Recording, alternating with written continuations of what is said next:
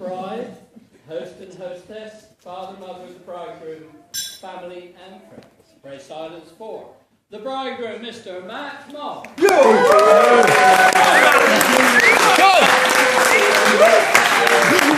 Don't bust up!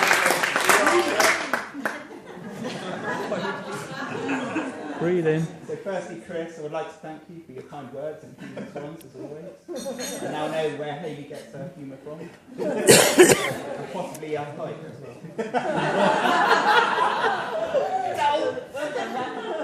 I've been looking forward to saying this for some time now, and it gives me great pleasure to say, on behalf of my wife and I, thank you all, our family and closest friends, for being here today. We know a lot of you have travelled a long way to be here, and it means a lot for us to do so. Our day wouldn't be as special without you here, although it could have been a hell of a lot cheaper.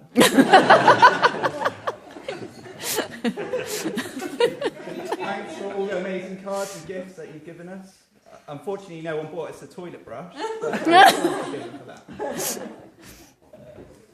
So I've been told that a good speech has a good beginning and end and keeps them both close together.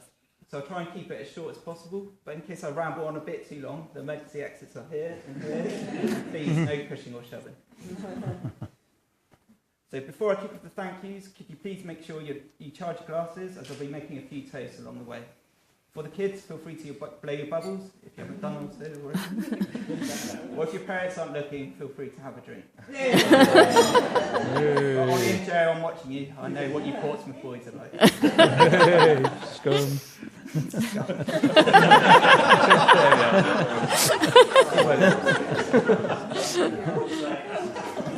We hate Bumpy. So unfortunately, with all occasions such as these, there are some loved ones that could not be here today for various reasons. One of them is actually my mum, who passed away when I was very young. Mum always said that she wanted to come back as a blackbird, and that's why all the birds and everything is on your tables today, because Hayley did that for us. Not me. So anyway, I'd like to raise the first toast of the day. So can you please all stand? If you can. Yeah. To absent family and friends. Absent family and friends.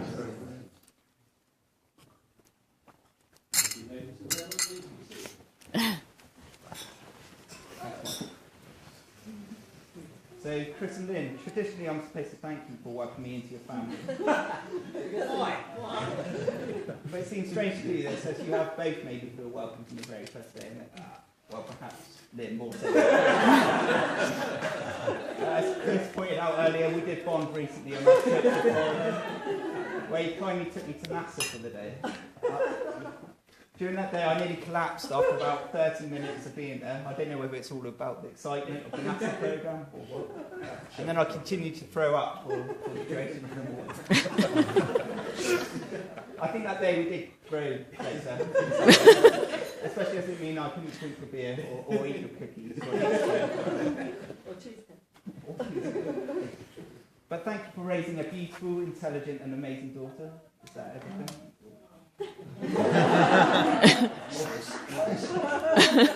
And letting me have our hand in marriage, and of course getting her up the aisle this morning.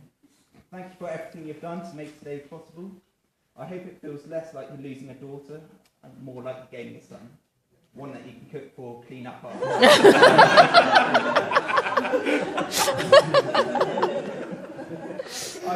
I do love Hayley with all my heart, and I'll continue to do everything I can to keep her, make her happy. We have a little gift as a token of our thanks. It's just Hayley present. Yeah, I can't get up. Is that chopping?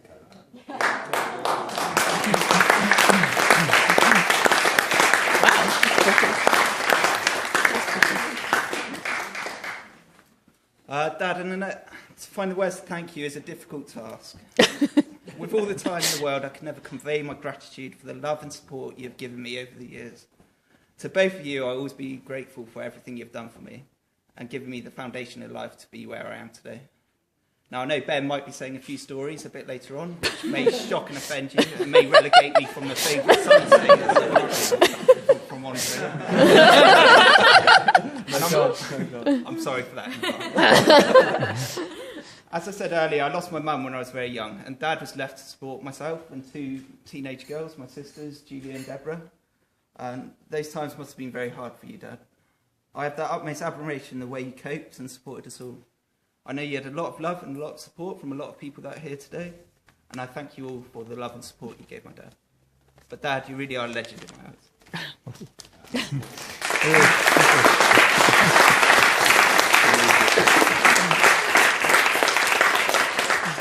And finally, Annette, well, what can I say? Best nothing, really. Best not. Thanks for fitting in with the colour scheme. What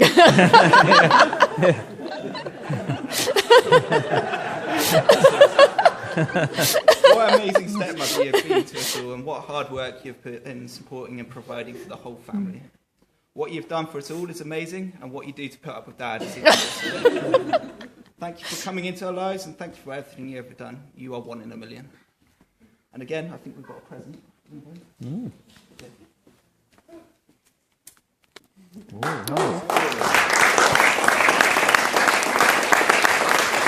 Thank you.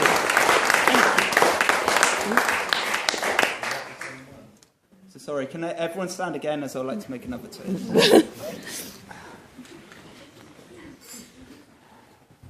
To the parents.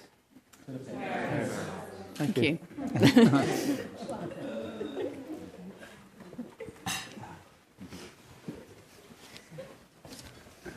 Now on to my best man, Benjamin. Myself and Ben have known each other since we were about 8 years old, and we've been through a lot for our friendship, and I appreciate all of those memories. From underage drinking, to walking 18 miles home from a house party at 4 a.m, to partying, to festivals both home and abroad. All those memories are cherished and will never be forgotten, though they obviously are all a little bit hazy. I'm sure you'll be filling in everyone a bit later.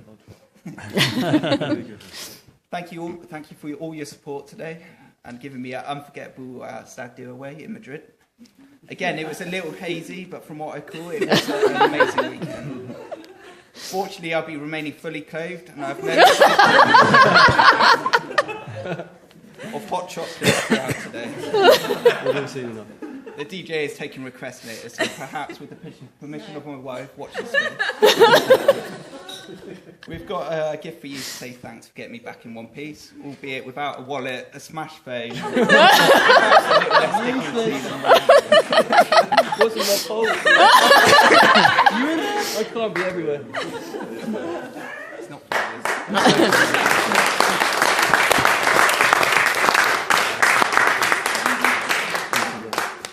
Also, I wanted to say a special thanks to all the Shed boys. You all deserve a mention and have also played a massive part in my life. Thank you for being here today, and thank you for everything you've done for me. I couldn't wish for better friends than you. I'm sure most of you thought I'd be marrying Darren today, but...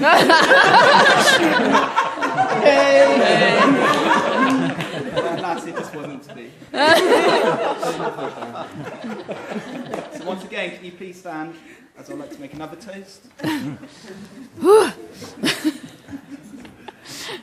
To the best man and the Shed crew. Cheers. Cheers.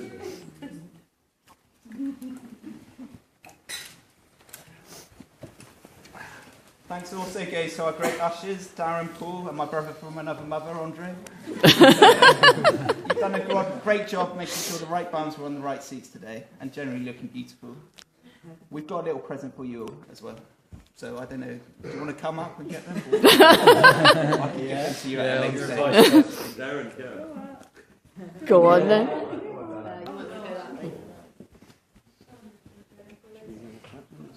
Yeah, I think so. It's tasty.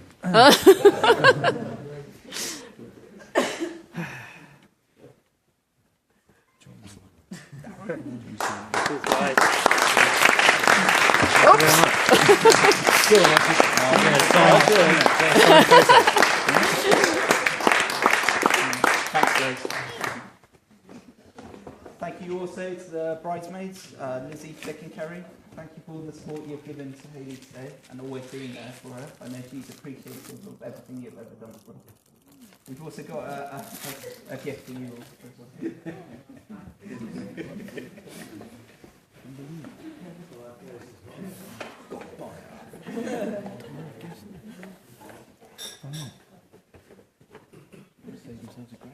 Yeah. I don't know what they are, but... Oh.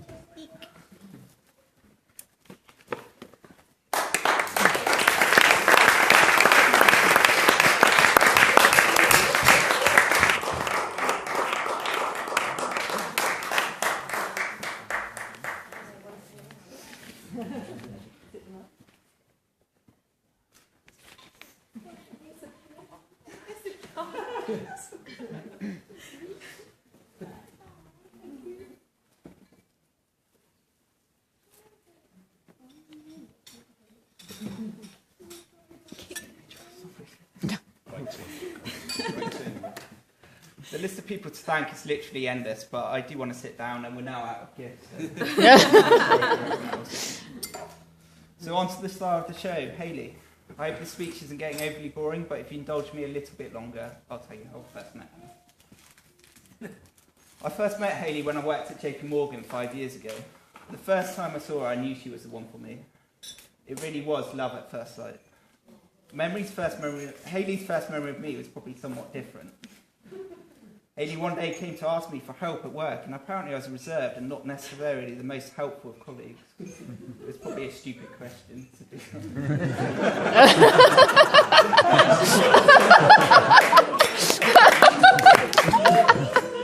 I'm sure she left my desk that day somewhat disappointed, but little did she know that was the moment I really fell for her.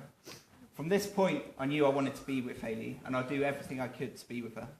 Now, over time, I would like to think I became more helpful, even to an extent where I offered to help her clean, just so I could go to her house and spend time with her. Those that know me probably know that cleaning isn't really my strong point, which I'm sure Hayley does now, but back then, any excuse. I actually think that you call me the dirtiest man that you've ever lived with. Not necessary to do the cleaning, though, is it?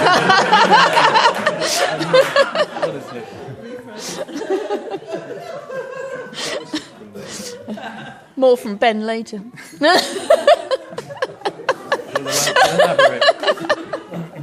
In all seriousness, though, Hayley, thank you for marrying me. I'm officially the happiest man in the world. I thought I'd prepare myself quite well for today, but nothing could prepare me for the way I saw you walk down the aisle. You look absolutely stunning, but then you look stunning to me every day. I love you because you know and understand me like no one else could, because you believe in my dreams and care about my feelings. And you make me laugh so hard and smile so often. I'm devoted to you and I love you with all my heart. People do say that today will be the happiest day of our lives, but with you, I know that every day will be just as happy as this one. So, ladies and gentlemen, can you please stand for the most important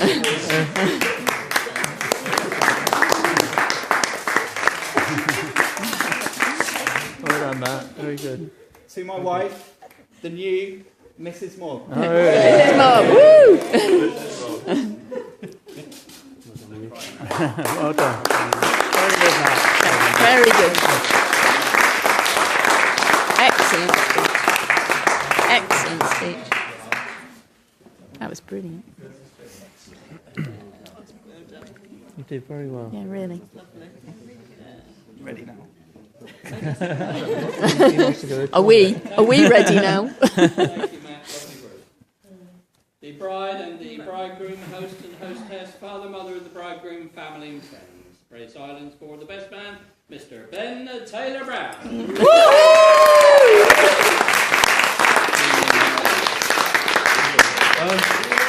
Before I start, actually something's happened this evening I'd like just to make people aware of. I think we need a round of applause for Dave, who this evening has eaten 4 portions.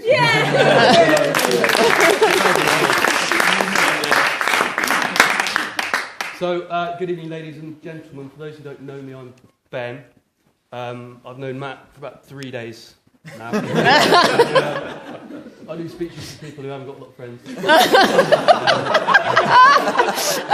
You can imagine my amazement when Matt Damon approached me and asked me. I thought there'd be more celebrities here. But no, honestly, as Matt said, we've known each other since we were at school. I'm one of his oldest friends and most loyal conspirators.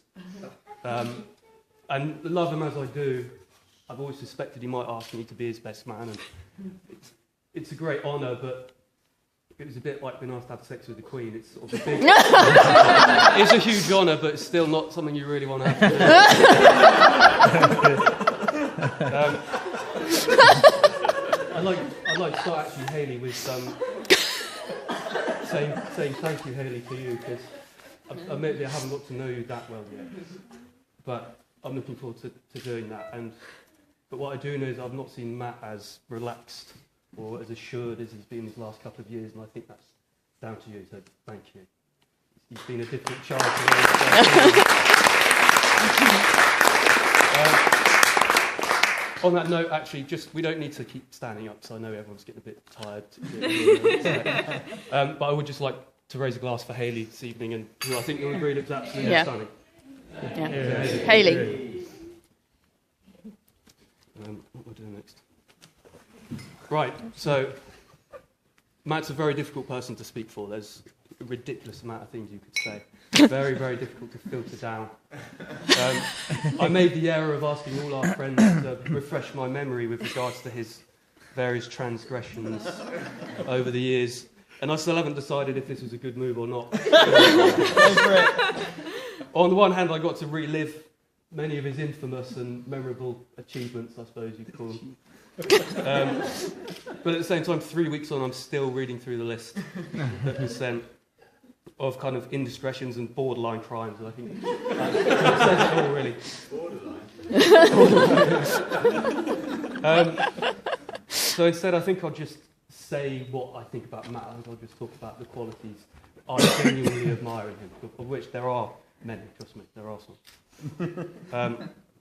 And just try to shed a bit of light on this creature Hayley's been duped and spending the rest of her life.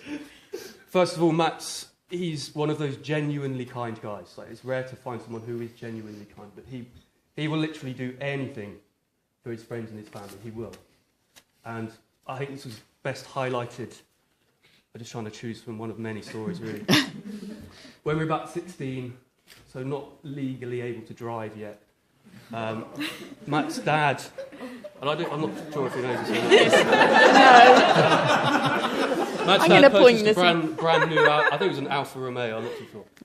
A Saab convertible. Brand new, expensive car. It was on loan. And he hadn't been able to drive it yet, so it still sat in the driveway. And Mogg, being the kind, considerate guy he is, thought he would take it for a test drive. Did you know? Just to make sure it was all safe, and he was just looking out for it. So he went up to school, around the school car park. But that wasn't enough for Matt. He thought, I'll still go to my geography class. So he went up and told everyone in the class, come and have a look at my dad's car. Incredibly kind thing to do, I think. Where was I in all this, then? I don't know. I think you're at work. You didn't get the bus. I don't know where you were. Another of my favourite qualities Matt possesses is bravery. He's a brave guy, like ridiculously brave. We've played football together for years, still do in fact, and he's had a habit of heading the ball when it's inappropriate and frankly dangerous to head the ball, particularly Sunday League, where he would be sticking his head in all kinds of dangerous places. So he was described once by an old teammate as a man who would put his head where no one else would dare. But whether or not this is something Hayley's looking for,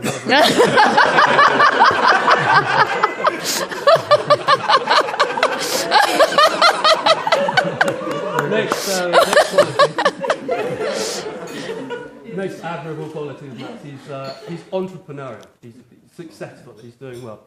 And there was glimpses of this at school again. And again, this was way before we were legally able to partake in such activities. But cigarettes started to just materialise in Matt's school bag one day. He would just appear with tons of fags in his bag. No one knew where they came from. No one had any ideas. I'm sure you don't, Alan. But Matt had the astute business sense to realise he could make a bit of money. 0 overheads, 50p a cigarette. It's good to make millions.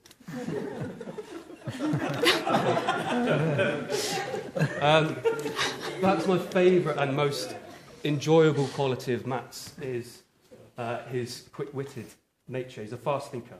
But it doesn't look like that. He doesn't sound like that. Trust me, he's got a knack of pulling a joke out of the bag at every opportunity. Really good comic timing. Perhaps best highlighted, and again I could pick one of 1,000 stories. Again, football story, because we played a lot of football.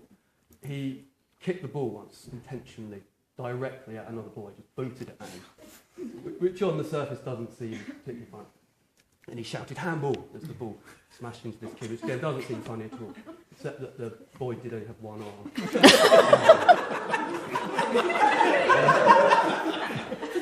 But quick wit, as I said.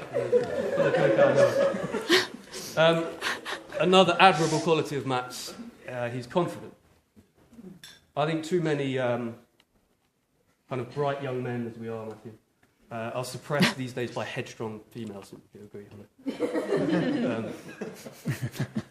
But he's confident. And to relay just how confident, I'm going to dip into territory that perhaps shouldn't deal with the stag do. I'm going to need to mention it.